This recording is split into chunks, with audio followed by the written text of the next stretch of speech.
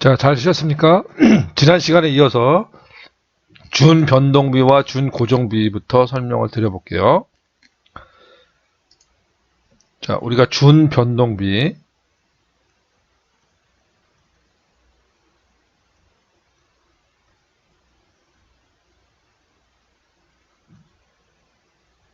자, 준변동비는 변동비인데 고정비 요소를 갖고 있다 그래서 준변동비라고 하고요. 이게 고정비와 변동비가 섞여 있다고 해서 혼합원가라고도 표현을 합니다. 참고해 주시고. 자, 요거하고 준고정비 요거에 대해서 비교해 볼게요. 자, 고정비는 고정비인데 변동비 요소를 갖고 있다. 그래서 준고정비라고 하고요. 이 그래프가 계단처럼 생겼다 그래서 계단원가라고도 얘기를 합니다. 참고해 주세요. 자, 그럼 그림으로 설명을 드려보면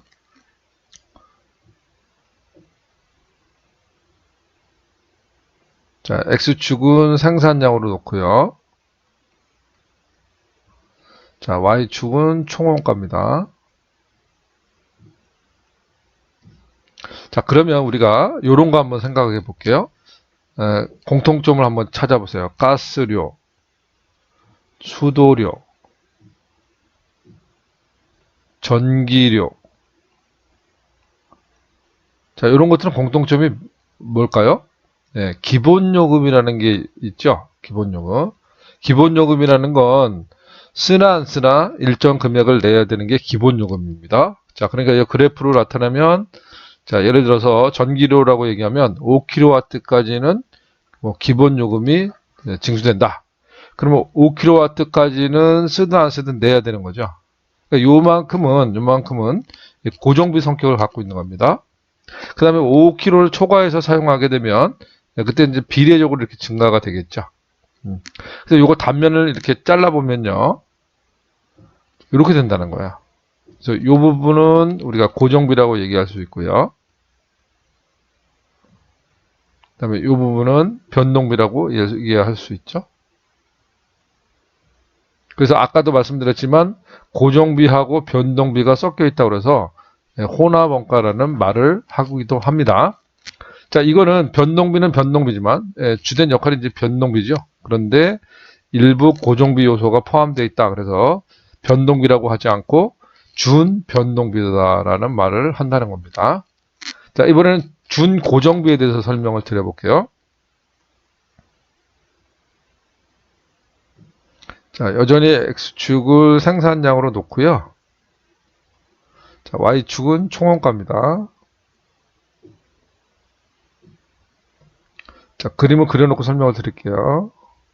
아이고, 삐뚤삐뚤하네요.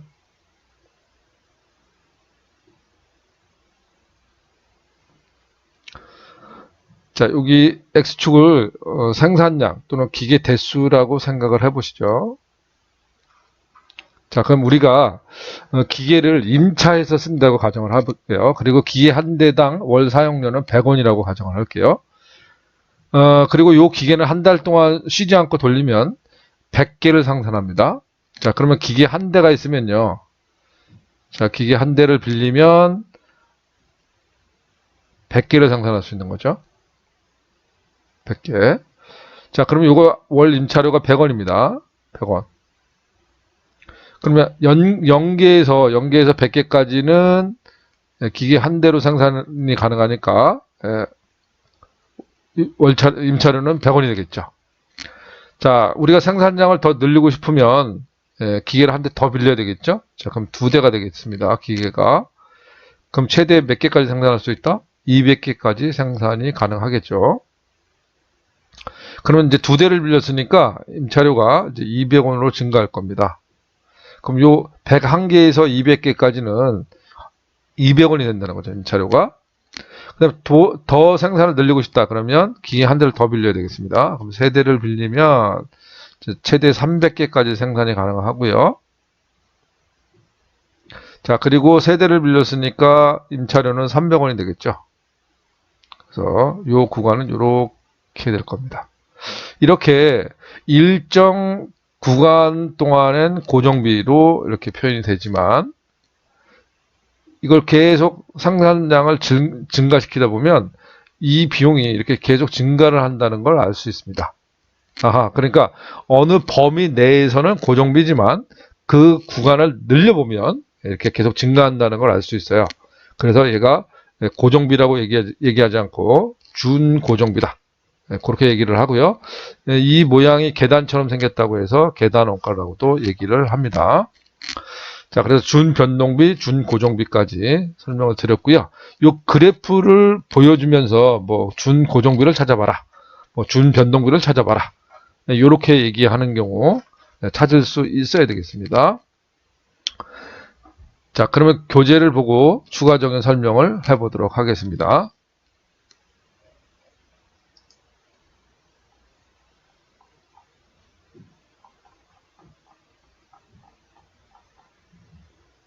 자, 원가의 분류 첫 번째가 추적 가능성에 따른 분류. 다시 한번 정리해 보는 겁니다. 자, 직접비하고 간접비 이렇게 나눌 수 있었죠. 그래서 특정 원가 대상의 원가 발생을 추적할 수 있으면 직접비고, 특정 대상의 원가 대상을 추적할 수 없으면 우리가 간접비다.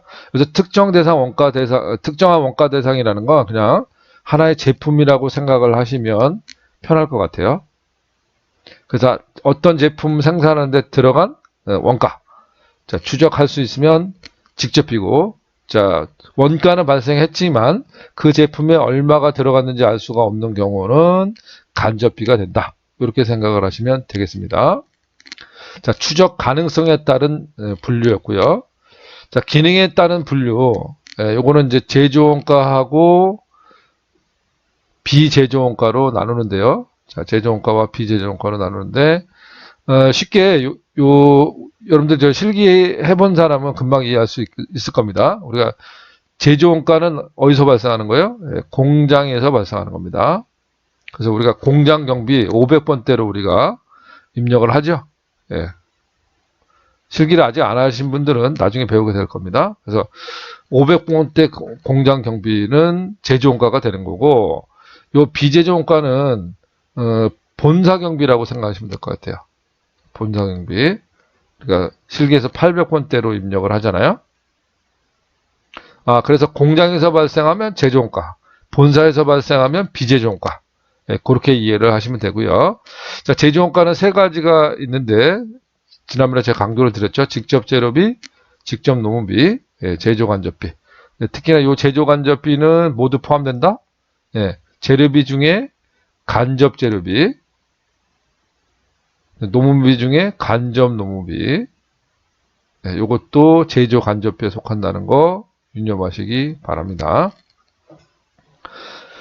자, 그리고 비제조원가는 판매 관리비로 처리를 한다는 거, 판매 관리비로 처리가 된다. 이렇게 이해를 하시면 되고요.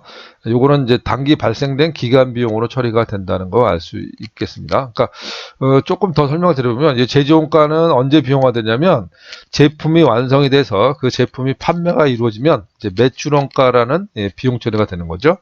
판매 시점에서 비용 처리가 되는 거고, 이 비제조원가는 그 발생한 연도에 비용으로 처리하는 기간 비용적 성격을 갖고 있다. 여기까지 이해를 하시면 될 것 같습니다. 다음 넘어가죠. 자, 원가 행태에 따른 분류. 자, 형태가 아니라, 형태는 어떻게 나눴죠? 재료비, 노무비, 제조간접비 이렇게 나눴고, 여기서 행태라는 건 그 원가의 변화 양상, 변동 양상을 우리가 행태라고 하고요. 변동비, 고정비로 우리가 설명을 드렸었죠. 자, 변동비, 고정비. 아주 중요하다고 그랬습니다, 이거. 그림으로 다시 한번 보시면, 이게 총원가였을 때는, 자, Y축이 총원가였을 때는 생산량이 증가함에 따라서 원가도 증가를 하고요. 생산량이 감소하면 원가도 감소하는 형태. 자, 이게 이제 변동비 성격이죠. 여기 Y축이 총원가였을 때 그렇다고 그랬습니다. 그러나, 요 Y축이 총원가가 아니라 하나당 원가, 단위당 원가가 되면은 우리가 일정하다고 그랬죠. 우리가 그 책상 만들 때 나무 하나, 100원이라고 했을 때 한 개당 원가는 100원씩 들어갔잖아요. 그래서 여기가 100원이었습니다. 제 사례로. 그래서 한 개를 만들던 두 개를 만들던 항상 일정하게 발생한다는 거. 이거 아주 헷갈리기 쉬우니까, 자, 변동비라고 해서 항상 변하는 건 아닙니다. 단위당 원가였을 때는 일정하다는 거. 이거 꼭 알고 계셔야 됩니다. 자, 그 다음에 고정비의 경우, 자, 총원가는 일정하죠. 예, 우리가 임차료를 예를 들었습니다. 월 임차료는 한 개를 만들던, 두 개를 만들던, 세 개를 만들던, 예, 항상 일정했습니다. 이렇게 일정했죠. 그러나 단위당 원가라고 표현을 할 때는 그림이 완전히 달라진다고 그랬죠. 그래서 생산량이 증가하면 증가할수록 총원가가 일정하기 때문에 그 총원가를 생산량으로 나누게 되면 생산량이 증가하면 단위당 원가는 이렇게 줄어들 수밖에 없어요. 반대로 생산량이 줄어들면 단위당 원가는 증가하겠죠. 그래서 이 그림 잘 이해를 하셔야 됩니다. 즉, 이 단위당 원가였을 때 그림이 어떻게 변하는지 그거 잘 알고 계셔야 되겠습니다. 이걸 그림으로 나타내면 금방 이해할 수 있는데 지문으로 주는 경우가 있기 때문에 그런 경우도 잘 대비가 되어야 하겠습니다. 자, 그 다음에 방금 전에 설명드렸던 준변동비, 준고정비. 다시 한번 말씀드리면 일정 부분까지는 고정비 역할을 하고요. 자, 그 부분을 뛰어넘으면 변동비라고 그랬죠. 그래서 변동비는 변동비지만 100% 변동비가 아니니까 준변동비다. 그리고 같은 말로 뭐라 그랬죠? 이거를 혼합원가다. 이렇게 얘기를 했습니다.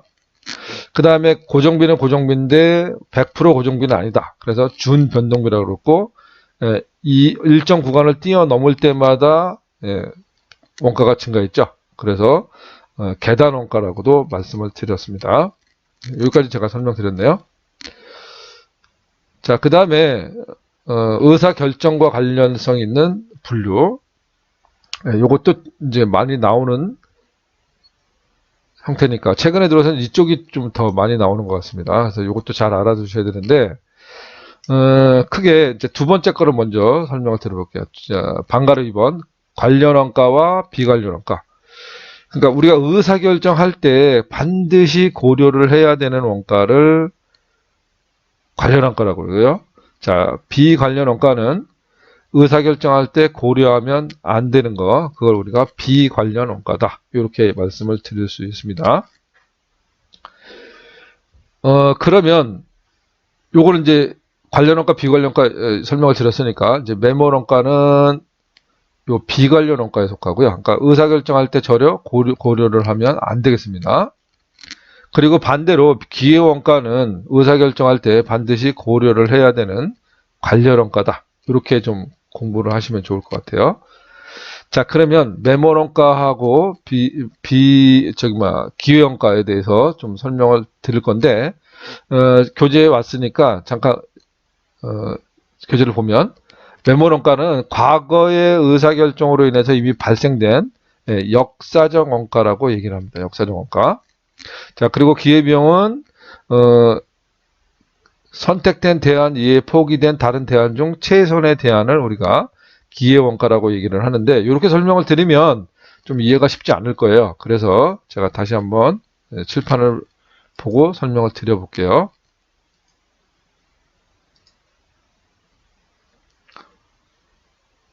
자, 매몰원가하고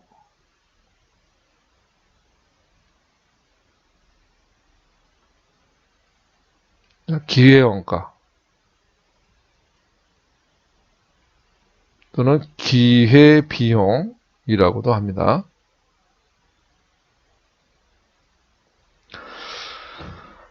자, 요 매몰원가는 의사결정할 때 고려하면 안 된다고 그랬습니다. 그리고 기회원가는 의사결정할 때 반드시 고려를 해야 된다. 이런 차이점이 있다는 걸 먼저 아시고요. 매몰원가는 이미 과거에 발생된 원가이기 때문에 이걸 역사적 원가라고도 얘기를 한다고 그랬습니다. 역사적 원가다. 무슨 얘기를 하고 싶은 거냐면, 우리가 사람들이 매몰원가는 고려를 하고요, 기회원가는 고려를 안 하는 경우가 많아요. 일상적으로. 반대로 해야 되는데, 그러니까 기회원가는 고려를 해야 되고 메모란가 고려를 하지 말아야 되는데 이걸 반대로 한다는 거죠. 그러니까 의사결정이 잘못될 수가 있다는 겁니다. 예를 들어서 이런 거죠. 예를 들어서 뭐 내가 요리를 배우고 있어요. 자, 요리를 배우고 있는데 이걸 제가 뭐 비하는 요리를 뭐 비하는 발언은 아닙니다. 그냥 예를 들은 거예요. 자, 내가 그 학원에서 요리 과정을 배우고 있는데 해보니까 나의 적성이 아닌 것 같아요.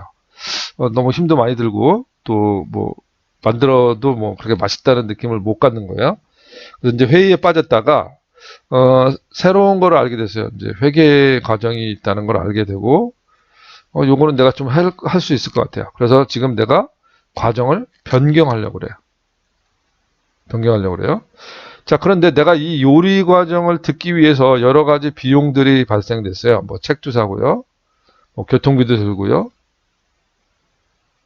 뭐 여러 가지 비용들이 발생했다는 거예요. 고통비가 아니죠. 교통비. 제가 이거 좀 펜슬 사용하는 게 좀 익숙치가 않아가지고 좀 이해를 해주세요. 쓰다 보면 좀 늘겠죠.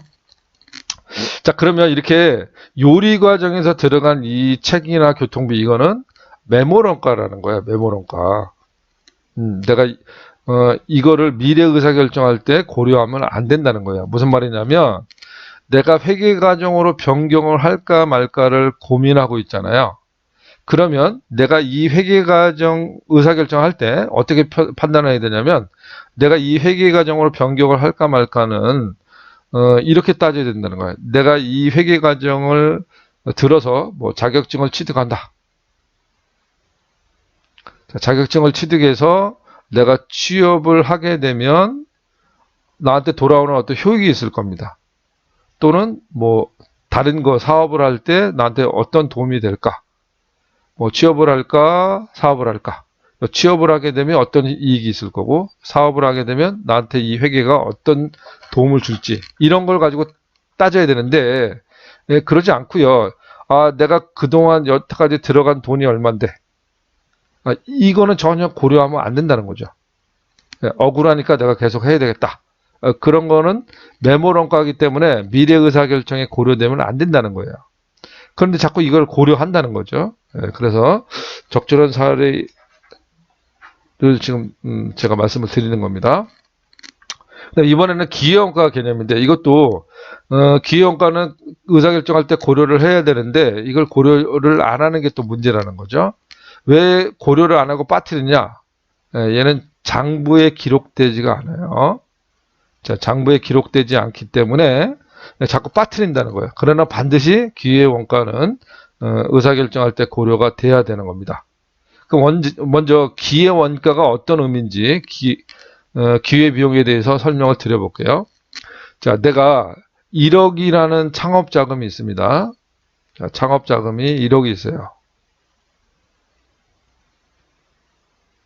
1억이 있는데, 자, 무슨 사업을 할까 고민을 이제 찾아봤더니, 네 가지 대안이 있어요. 자, 사업이 네 가지가 있다는 거죠. 자, 그래서, 수익과 비용을 따져봤더니, A는 월 이익이 500만 원이 기대됩니다. 그리고 B 대안은, 이익이 800만 원이 기대돼요. 근데 C 대안은 따져봤더니 이익이 나는 게 아니라 손실이 날 것 같아요. 손실이 50만 원이 예상됩니다. D 대안은 이익이 300만 원이 발생할 거라고 기대가 됩니다. 예상이에요. 미래니까 우리가 알 수가 없는 거죠. 자, 그러면 여러분들이 만약에 창업 자금이 충분하다면 C 대안을 뺀 A, B, D를 다 선택하면 되겠죠. 그런데 문제는 뭐냐면 우리의 자원은 한정되어 있다는 거죠. 자, 1억밖에 없다는 겁니다. 그럼 이 중에서 하나만 선택해야 돼요. 그럼 여러분이라면 뭘 선택하겠습니까? 가장 큰 이익이 기대되는 B 대안을 선택하겠죠. B를. 그러면 내가 B를 선택함으로 인해서 A, C, D는 선택을 할 수가 없잖아요. 자, 그러면 이 포기된 대안들 중에서 가장 큰 거, 그게 뭡니까? A죠. 자, 이거를 B의 기회비용이다. 이렇게 얘기를 하는 겁니다. 자, 다시요. 여러 대안들 중에서 어떤 대안을 선택하게 되면, 자, B 대안을 선택하게 되면, 그 포기된 대안들 중에서 가장 큰 거, A 대안이 될 겁니다. 이거를 우리가 B 대안의 기회비용이다. 이렇게 얘기를 한다는 겁니다. 자, 기회비용에 대한 개념 이해하셨습니까? 다시 예를 들어서 여러분들이 지금 학원 오는데 이제 학원을 오기 위해서 아침에 이제 딱 눈을 떴습니다. 근데 여러분 머릿속에 여러 가지 일들이 스쳐가죠. 오늘 학원을 하나 쉬고 뭐 친구를 만날까, 영화를 보러 갈까, 아니면 여행을 떠날까, 여러 가지 유혹들이 있을 거예요. 그런데 여러분들은 그런 유혹들을 다 포기하고 학원에 와서 열심히 공부를 한다는 거죠. 자, 그렇게 되면 여러분들은 학원을 온 대안을 선택했어요. 그러면 여러분들 머릿속에 지나갔던 그런 여러 가지 대안들 중에 가장 아쉬웠던 거, 그게 기회비용이라는 겁니다. 예를 들어서 친구랑 여행을 갔으면 너무 좋았을 텐데 만족감이 굉장히 컸겠죠. 자, 그거를 선택하지 않고 학원을 오는 걸 선택했기 때문에 여러분들 여러 가지 대안들 중에서 그 여행 가는 거가 이 학원을 온 거에 대한 기회비용이다. 이렇게 이해를 하시면 될 것 같습니다. 좀 이해가 됐나요? 그래서 기회비용, 기회원가는 이런 개념이라는 거 말씀을 드리고, 이거는 반드시 고려를 해야 되는데 이걸 고려를 안 한다는 게 문제점이에요. 예를 들어서 한번 설명을 드려볼게요. 자, 우리가 지금 기회원가, 기회비용에 대해서 설명을 하고 있습니다.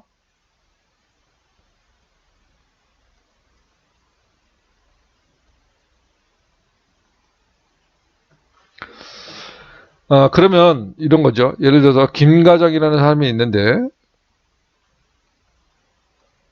자, 이 사람의 월급이 400만 원이에요. 자, 월급이 400입니다. 자, 그런데 이 사람이 사업을 하려고 이제 알아봤어요. 알아봤더니 빵집을 하면, 자, 빵집을 하면, 자, 월입니다. 월 수익이 1000만 원이 예상이 됩니다. 자, 수익이 있으면 비용도 있겠죠? 자, 비용이 400으로 예상이 됩니다. 그러면 이익은 얼마가 기대됩니까? 600만 원이 기대가 되는 거죠. 그러면 어떤 대안을 선택하겠습니까, 여러분들은? 나는 회사를 계속 다니면 400만 원의 월급이 생기는 거고요. 자, 회사를 그만두고 빵집을 하게 되면, 자, 이익이 600만 원이 기대가 되겠죠. 자, 그러면 나는 회사를 때려치고 빵집을 할래, 이렇게 할 수 있겠지만, 여기에 뭐가 고려되지 않았냐면요, 이 비용에는 내가 회사를 포기함으로 인해서 월급을 포기했잖아요. 이 400만 원을 고려하지 못했다는 겁니다. 그래서 여기에는 이 월급 400만 원도 비용으로 고려를 해서 의사결정을 해야 된다는 거죠. 그럼 실제로 발생되는 비용은 800이라는 거예요. 그러면 실제로 이익은 200만 원밖에 안 되는 거죠. 그러면 빵집을 하는 것보다는 회사를 다니는 게 더 낫다. 뭐 이런 이해가 되겠습니다. 너무 깊게 생각하지 마시고요. 그냥 그 기회비용을 이해시키기 위해서 제가 사례를 든 거니까 너무 깊게 생각하지 마세요. 자, 이런 개념이라고 생각을 하시면 좋다는 겁니다. 자, 여기까지 하고 다시 교재로 돌아가 볼게요. 자, 그래서 의사결정 관련성에 따라서 우리가 관련원가, 비관련원가, 그 다음에 메모원가, 기회원가, 여기에 대해서 잘 알아두셔야 되고요. 시험에 최근에 잘 나오고 있으니까 공부를 잘 하셔서 대비를 하셔야 됩니다. 자, 다음 내용으로 가볼게요. 1장의 마지막 주제가 되겠습니다. 기본원가와 가공원가. 이것도 기본적으로 알고 계셔야 됩니다. 앞으로 원가를 하려면 요 용어는 잘 알고 계셔야 되고요. 또 시험에서 실제로 출제가 되고 있습니다. 자, 그러면 보죠.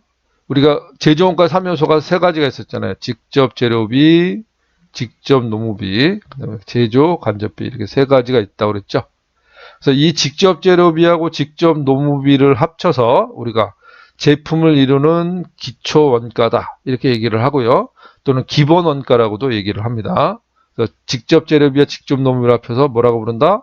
예, 기초 원가다 이렇게 얘기를 하는 거고요. 직접 노무비하고 제조 간접비를 합해서 우리가 가공 원가 또는 제품으로 전환되는 원가다 그래서 전환 원가라고도 하고요. 이 가공 원가를 줄여서 가공비라고도 말을 합니다. 그래서 저는 앞으로 가공비라고 많이 부를 거예요. 그리고 특징이 이 직접 노무비는요. 기초 원가에도 속하고 가공비에도 속한다는 걸 유념해 주시기 바랍니다. 자, 이렇게 해서 1장 원가의 개념에 대해서 공부를 해봤고요. 매우 중요한 챕터고 이 원가 개념에 대해서 잘 이해를 하고 있어야 차후에 2장, 3장 갈 때 편하겠습니다. 여기까지 하고요. 다음 시간에 문제풀이를 하도록 하겠습니다. 자, 수고했습니다.